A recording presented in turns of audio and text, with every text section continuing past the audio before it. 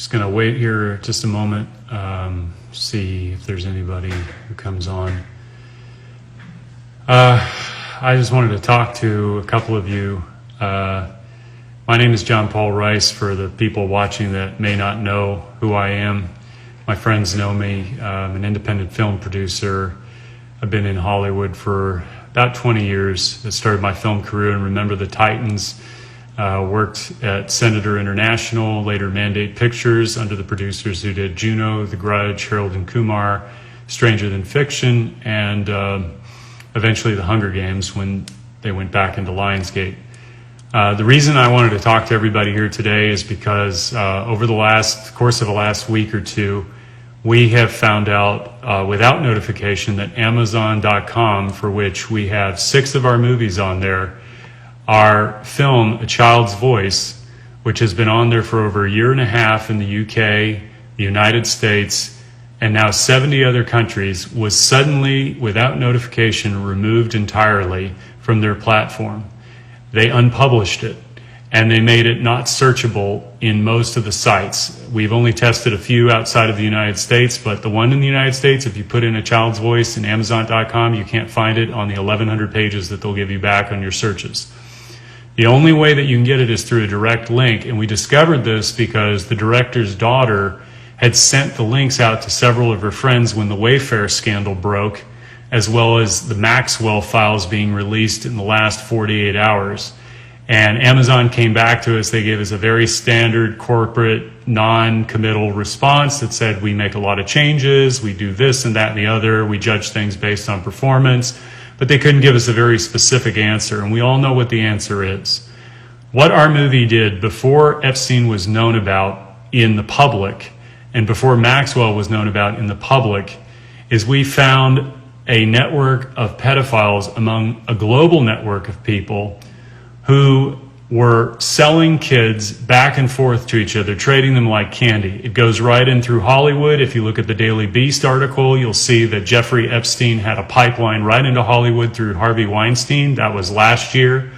I've done a lot of deep dives and research into this, and there is a very satanic element to it, for which we incorporated it into our movie. Our movie is a feature film. It deals with 2 teens, one who's a homeless, heroin-addicted teen, hears the voice of a child who had been killed at the beginning of the movie, calls out for his help, and he goes on a mission to rescue a girl from these human traffickers. They come together, and then they stand up to this network in a spirit of love and courage for all of these children. It's a very beautiful film. It's been well-reviewed, well-received, critically acclaimed by the people that have reviewed it, and also many users, by the thousands, by the tens of thousands, by the millions all over the world have seen this. So when we had all of this come up, we went viral with it on Twitter the other day, and it exploded, because we still have one platform left here in the United States, and that's Vimeo.com on demand. What I would like everybody to do is, more importantly, I don't need to get back on Amazon. I already know what they're going to do, and they've got a stack of lawyers. But we're looking for alternative platforms where we can release this movie and get it out to as many people as possible. Our movie is not a documentary, it's a feature film. And we did this based on all the evidence and the facts that we had learned and incorporated into a story that you get involved through the character's journey. Their road to redemption is through love. And this issue of human trafficking, which many people are waking up to today for a variety of reasons, is the issue that defines all of us in our time. The media corporations, the most powerful 6 corporations in the land, in the world for that matter, are all implicated in human trafficking of kids. And I would point to anybody who wants to know more about that to look at Project Veritas and the leak disclosure of off-air footage of Amy Robach from ABC News when she found out and was discussing in 2016 that they had everything from Virginia Giuffre, all of it. Everybody who was involved, they had all the evidence. Their own lawyer said that when all is said and done, Jeffrey Epstein will go down as one of the most prolific pedophiles in all of history, and they buried that story to have access to the royal family, for which we now know Prince Andrew was implicated. They did not have any remorse for the victims in that video. This is a bigger problem because most people know in that world, and the world that I come from in Hollywood, that it is a hidden layer that everybody knows is there. When the Me Too movement started in 2017, I reached out to several of my female actress friends who were prominent in LA. You would know them by name. Many of them you would know by just their look, because you go, oh, that was her in that movie or that movie. And I said, well, what about the children? What about the children? And the response was, we know. But they were silent on it. And it destroyed me because it destroyed my illusion of what rights, human rights were, children's rights were. This is a child abuse system that we have been living in for a very long time, and it's been allowed to go on. And I will not be silent about this because it affects every single one of us. The people on television who smile at you, who tell you stories, who give you news, are the ones who hide all of this from us. They are not talking about the real issues. They are distracting you with division issues. This is a unification issue. When the Maxwell files came out 48 hours ago, I went on MSNBC, I went on CNN.com, and I looked at every single one of their headlines, and there was no mention of it whatsoever. They were talking about John Lewis's funeral. They were talking about Obama versus Trump, all of the bullshit that you and I hear every single day. And it doesn't matter what side of the political equation you're on this. This is a child issue. This is a human issue. This is not a political issue. It has nothing to do with left versus right, Democrat versus Republican, liberal versus conservative, or anything you are or you identify with as in between. We are faced with a crisis of consciousness among the leadership of our banking institutions, of our media corporations, of the Hollywood entertainment industry, of the music industry. This is not about a bunch of young women who were having sex with older men and make it about a bunch of perverts. They raped and tortured these girls against their own free will. No matter whether they paid them or not, if you read the articles and you listen to what Ghislaine Maxwell said about the girls that she picked up in West Palm Beach's trailer parks, she was asked, what about the young girls? What are we going to do to them? What's going to happen to them? She said, they are trash, they are nothing. That's a direct quote from the New Yorker. When I went and looked at edge.org, which you can find out was a multi-billionaire club of people that was financed by Jeffrey Epstein. You can go to edge.org today, look up under people, and go to G. You'll see Bill Gates on there as a contributing member of that organization. And you'd have to go back in the Wayback Machine and Internet Archives to look at all the other people. Jeffrey Epstein was right on there. Marina Abramovich is on there. Paul Allen was on there. All the heads of major industries were on there.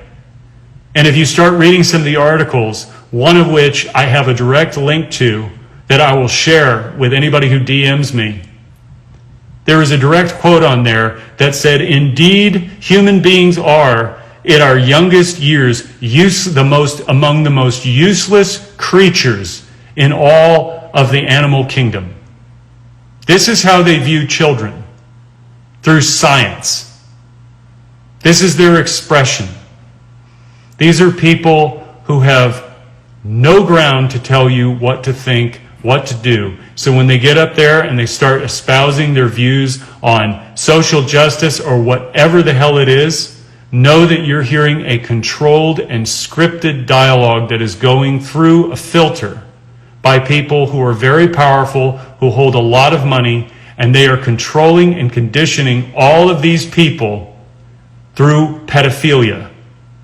And there's another layer to it, but it's too unbelievable to believe that they would also sacrifice kids. And I'll give you one statistic that you can look up and verify for yourself. If you go to UNICEF and you look up child sex trafficking or human trafficking, you'll find a statistic globally, worldwide, according to the United Nations, that 40 million people a year are trafficked around this world. 40 million. It's a $150 billion a year industry for which has very dark and ugly ties. And it goes all the way up into Wall Street and beyond. But I will say this, 5.5 million children every year are trafficked around the world. 5.5 million, most of whom don't live past age 7 or 8, which means they have to replenish that supply chain. They harvest organs of children on a black market. In China right now, there are concentration camps for young Muslims to the tune of 1 million people. Nobody's talking about this as modern day slavery. They are beating these people, they are re-indoctrinating them, and they are raping their wives to start a new bloodline. That's happening right now in China. You can find that on the Washington Post or the New York Times. Nobody else is saying anything about it in our politics, in our mainstream news. Nobody's talking about it. It is slavery of human beings is going on today, and it must stop, and it is a child abuse issue. All of these kids that were preyed upon, many of them came from bad homes. That's not their fault. But these predators, they come after our children because they can offer them things. They can offer them alcohol, they can offer them money, they can offer them drugs to lure them in. And suddenly, as you will find out if you read the Maxwell testimony, you'll find that what they were doing is they were saying, they asked Ghislaine Maxwell, well, did you ever talk to her about money that she could earn, about giving a hand job or sexual favors to Epstein? And she went through this long explanation. Well, we discussed career advice, and I advised her and possibly, told her that where she could advance her career. That's as far as she would go, and then her lawyer cut her off. These people don't give a shit about anybody, and they get up there and they smile in front of you, and they are infiltrated throughout all of our institutions, including government. They own the politicians, right and left. What we are going to find out very soon is that there aren't Democrats and Republicans in the United States government. There's a unified cabal of controlled people who serve these powers, and they keep the theater going for you and I to run back and forth and vote every 4 years. I have watched horror story after horror story, and I promise you this is true.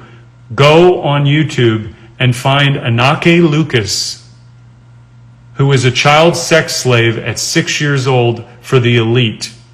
And she will describe to you, she also gave a TED Talk on this, but this was in 2016. She talked about the block of wood that she saw with the stains of blood of children on it. The predators are not just raping and having sex and torturing and beating these kids. They're murdering them for pleasure. This is not a pedophile. These are psychopaths. And they have no remorse whatsoever in what they're doing.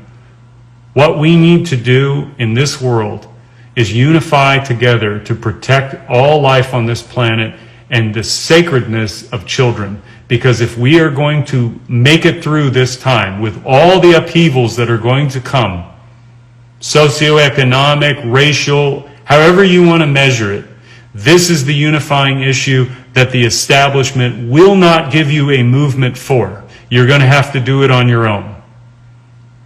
They will give you the Me Too movement because they can make it about hatred of men and weaponize it and make it political. They'll give you the Black Lives Matter movement because they can weaponize it and make it political. They can have Colin Kaepernick take a knee, divide the country, and he walks away with a check from Nike at a tens of millions of dollars NFL star level deal. While Nike has concentration camp, slave labor camp workers working in China at their factories, also our kids can have their Air Jordans. And Colin Kaepernick says nothing about that.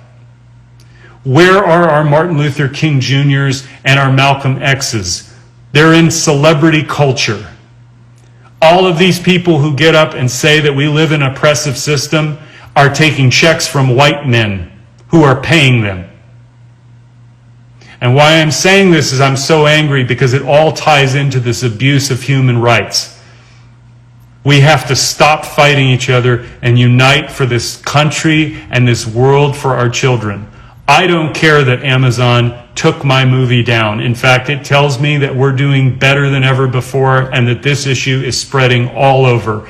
80 million impressions last month alone on TikTok for Pizzagate, for which if anybody looks into it, I tell them, go look at the New York Times coverage in 2016 and look at how they covered it, and then go look at James Alefantis' Instagram images. They completely omitted them. This is the family restaurant owner who is posting pictures of children in compromising positions, and all of the friends that James Alefantis has was talking about how delicious those kids looked. Would you send your child and walk into a restaurant for which the owner is publicly doing those kinds of things on social media in a public forum? Look at Pedogate 2020. Watch Out of Shadows to get an idea of how disgusting these people are. And they have the gall to call you a right-winger or a conspiracy theorist or a white supremacist or a neo-Nazi. They'll do it to everybody. Doesn't matter whether you're a Democrat or Republican. They'll do it to everybody. I've been called every name in the book, and I'm telling you this. I woke up because I listened to what other people were saying, and I waited and I sought out the truth for myself. I didn't wait for the mainstream media to tell me. Every single time there is a disclosure in Hollywood, all of these kids, I worked there for 20 years, I saw shit that nobody should see. I didn't partake in things, it was just right in front of me, out in the open. These kids, when you see Britney Spears, when you see Amanda Bynes, when you see any of these young pop stars have meltdowns, that's not because they're famous. That's not because of the pressures of stardom and the money getting to them. It's because they're sexually abused and handed around like candy. You go on Crazy Days and Nights, you can go to Tracy Bean's channel and look up that video which she did at the end of 2019. It'll blow your mind. They have a pipeline of kids going from Haiti all the way to the Vatican on boats. And there are people in Hollywood who facilitate all this, stars who will go and date rich men. You can look up these stories are in the press. They're hidden like they're traveling and they're going over here. They're hanging out with billionaire men in the Middle East. It has nothing to do with the fact that they're Muslim. It's not even that they're Muslim. These are kings, these are princes, these are heads of state, dignitaries, billionaire moguls, all hanging around Cannes. And it's legitimate. It's completely legitimate. They call it yachting. And that's just the dating part of it and having sex for money, which they throw hundreds of thousands of dollars at some of these girls, depending on how long they'll stay with them, and accompany them to dinners and have sex with them and do whatever they want in their orgies or whatever sexual perversions they have. This has been going on for decades, forever. Hollywood is just the most publicly visible because it's out in our faces, it's on our airways, it's on our TV all the time, it's in our music industry. You would not believe the level of satanic crap that is in there. And if you had told me this 3 years ago, I would have said, you're crazy. I thought, that's too far. No. This satanic shit that is going on in our music industry and in Hollywood too, but mostly in the music industry, is so out there. Once you look at it and you see the occult symbolism, they use it in everything. Baphomet is everywhere. Pentagram is all over the place, and they sew it into the consciousness of these young kids through witchcraft and all sorts of fun stuff. They make it fun. They make it sound fun. And it's sexy. But I'll give you this, just on the practical level. You look at every pop star over the last 20 years, and especially in the last 10. Ariana Grande, Miley Cyrus, where do they start? Innocence. Miley Cyrus is Hannah Montana. Innocence. She came out with a music video last year for what? Where she had claws and teeth on her vagina. They promote diversity, tolerance, all of this to confuse people, and they don't even see it. Ariana Grande, unfortunately, I feel very bad for these kids because they're children and they have to do horrific things. Kaya Jones, who I know personally, was a former member of the Pussycat Dolls. And she gave her testimony in 2017, right after the Las Vegas shooting, because she was there. And she started talking as far as she could go about what these kids go through. And her moment of clarity was she saw what everybody else around her in the group was starting to do. Sex was nothing. But then taking advantage of people and having no remorse for it, she saw another level to it. And it was the moment she was at the MGM Grand, standing up there singing, and these young girls looking up and idolizing these women. You're the Pussycat Dolls. I want to be like you. She couldn't do it anymore, and she walked away. We can have truthful art in this world. We don't need propaganda. Truthful art begins with the diversity of ideas and truthful information being disclosed. We can have beautiful films.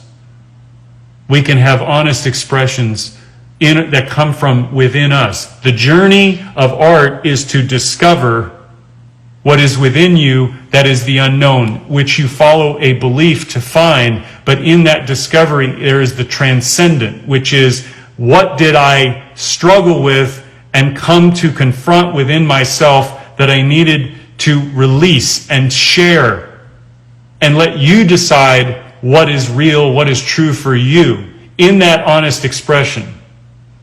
But the other stuff, which is, I'm going to tell you what you should think, and these are the bad people, and these are the good people, and this is what you need to think, and this is what you need to do, and everybody just gets all excited about that. That is the same stuff that we've been doing for so very long.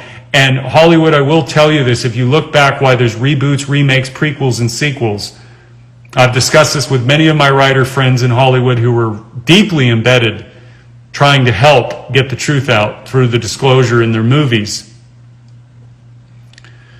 They all told me what the gatekeepers all know at the very, very top, not the executives, not the agents, not the managers. It's like a banking institution. The person at the teller working with the customer does not have privy to the knowledge of the CEO and the chairman of the board and what they discussed the day before.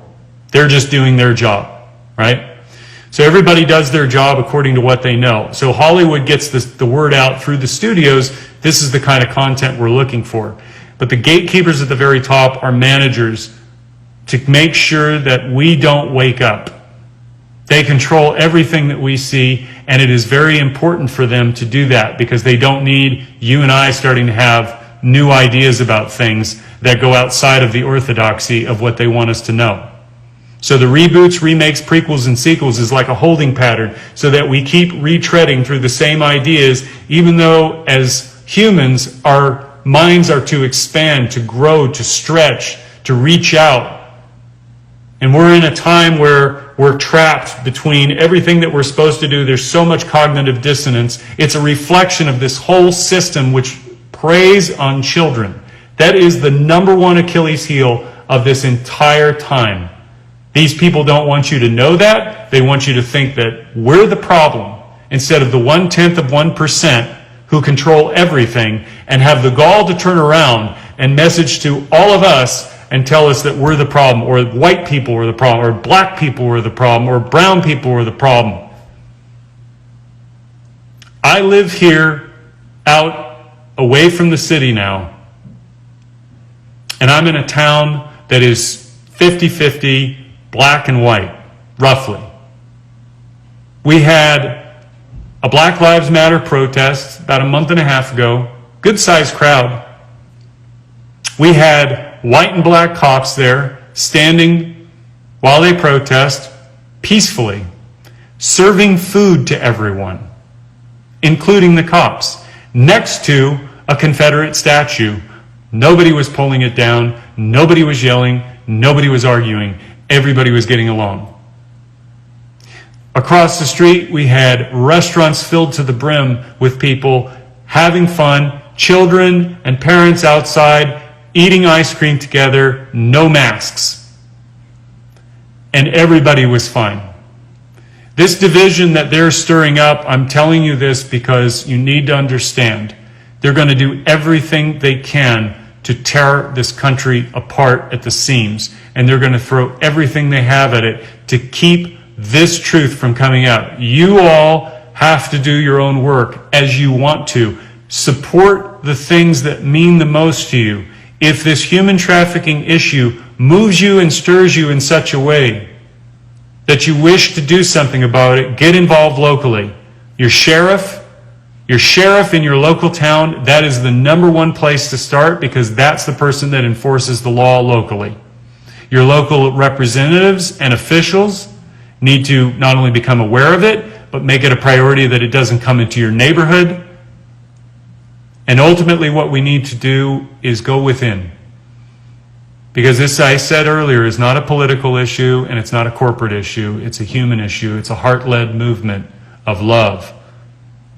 That's what gives us courage to stand up in the face of such horrors. I know that from my own experience because I went through my own discovery of my abuse and had to come to terms with it. But more importantly, to heal from it was the healing within that gave me the power and the strength to forgive my father and mother. Not falsely and move on from it, but love them. Because I saw that my suffering was their suffering, and their suffering was my suffering. And I could care for them unconditionally in spite of all that I had endured, because I realized that what comes about evil in the world is through darkness, which is unconsciousness, unaware of what they were doing with their best intentions. But let me say the opposite of this. The flip side of that equation is that every single child born in this world is born with love in their heart. Every single one of them. You may want to pick off 1 or 2%, fine. I'm going to give that to you. 99 to 98% of all children, 7.5 to 7.8 billion of us on this planet, are born hardwired to love those two people that are supposed to be good to us. And what happens when you damage a child, when you hurt that child, when you humiliate that child, when you put that child second to your own needs,